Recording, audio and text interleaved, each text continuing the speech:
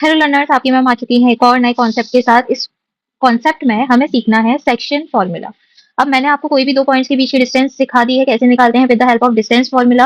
अब section formula means किसी भी चीज का डिवीजन। तो सपोज हमारे पास ए और सी दो पॉइंट्स थे जिसके कोऑर्डिनेट्स क्या थे, x1 y1 and x2 y2।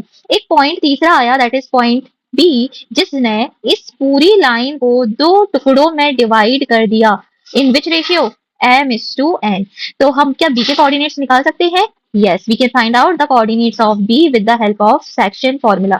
Section means division of something. Here the whole line AC is dividing into two parts. The first part is M, the second part is N with B.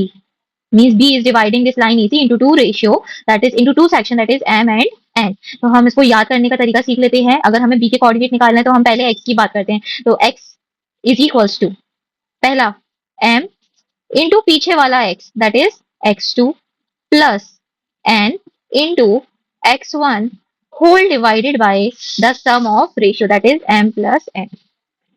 Getting it or not?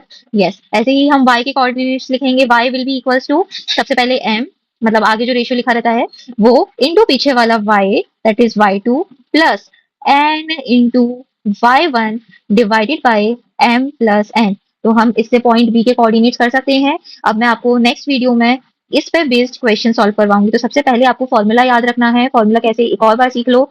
m into पीछे वाला x, m x2 plus n into आगे वाला x, that is x1 plus the sum of the ratio. ऐसे ही y का formula आप derive कर लेंगे। यस, इस फॉर्मूले को आप याद रखिए। और अगर अभी भी आपको फॉर्मूला याद करने में दिक्कत है तो आप कमेंट करके पूछ सकते हैं फिर से। Thank you.